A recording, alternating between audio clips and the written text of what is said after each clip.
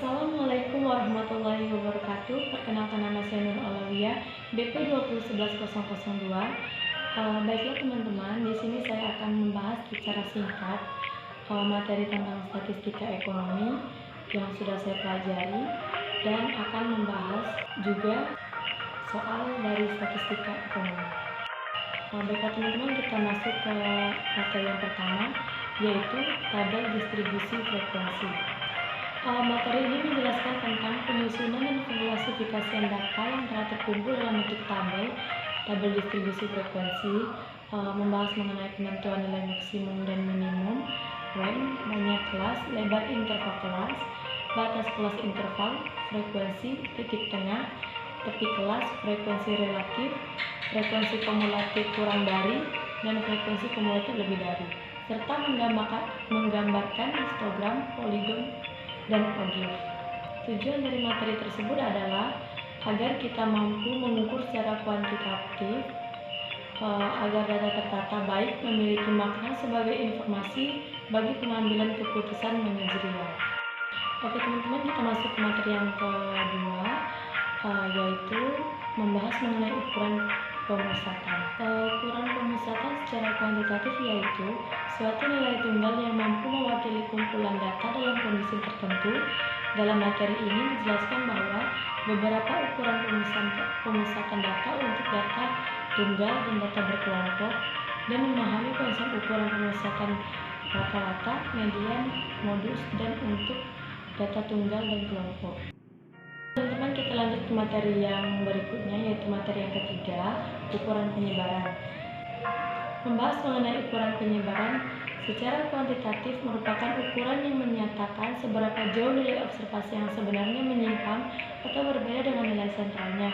Materi ini menjelaskan beberapa ukuran penyebaran data, range, simpangan rata-rata, simpangan kuartil, variansi, simpangan baku, dan koefisien variansi untuk data tunggal dan data berkelompok.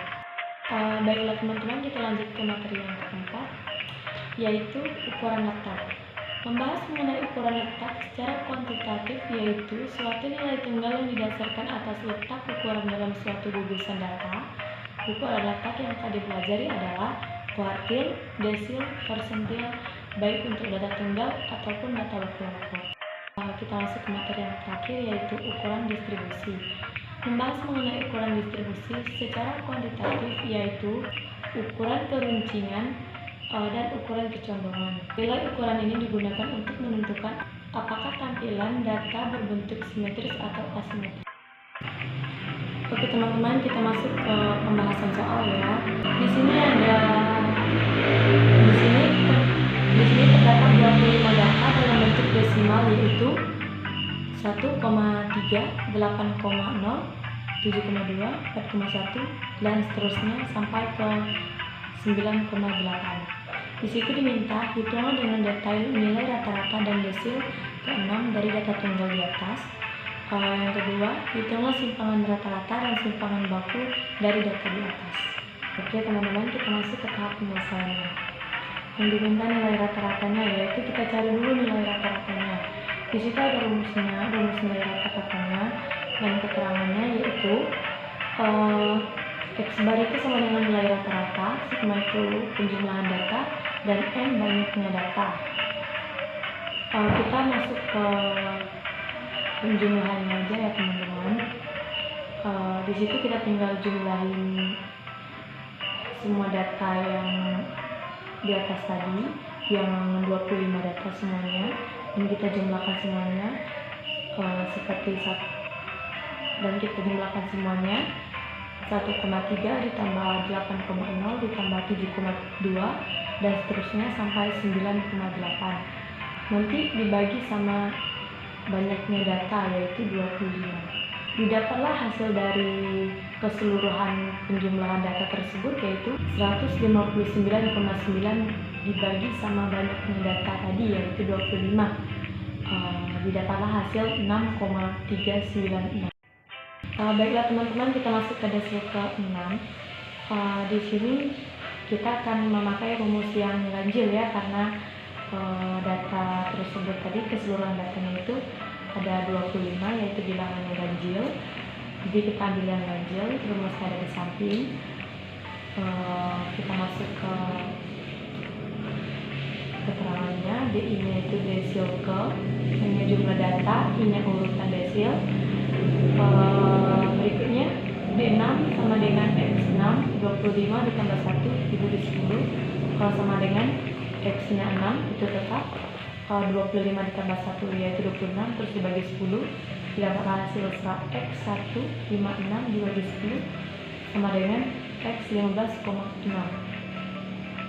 Baiklah teman-teman, kita masuk ke simpangan data. Di situ juga ada rumusnya. N-nya itu banyaknya data, XI-nya itu nilai data ke, X bar-nya itu rata-rata. Di situ kita tinggal jumlahin data yang sebelumnya tadi, terus dikurang sama nilai rata-rata yang kita dapat tadi, yaitu 6,396. Kita tinggal jumlahin keseluruhannya, dapatlah hasil 48,436. Terus dibagi banyaknya data, yaitu 25, sama dengan 1,93744. Teman, kita masuk ke simpangan baku. Rumusnya ada di samping dan penjumlahannya lebih kurang seperti yang sebelumnya tadi, yaitu simpangan rata-rata. Cuma di sini bedanya dipangkatkan, gitu ya. Terus kita jumlahkan, kita masuk di sini yaitu 1,3 dikurang dengan banyak. 1,3 dikurang 6,396, terus ditambahin sama 8,0 dikurang 6,396 dan seterusnya sampai ke 9,8 dikurang 6,396. Didapatlah hasil.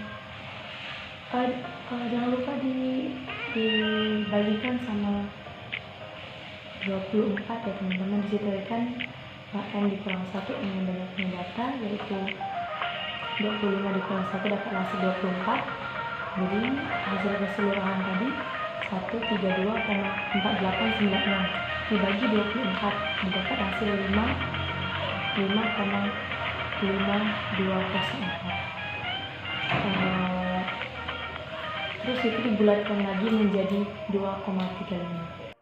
Baiklah teman-teman, sekian pembahasan dari saya. Apabila ada kata-kata yang salah, saya mohon maaf. Terima kasih sudah menonton video saya. Saya akhiri. Wassalamualaikum warahmatullahi wabarakatuh.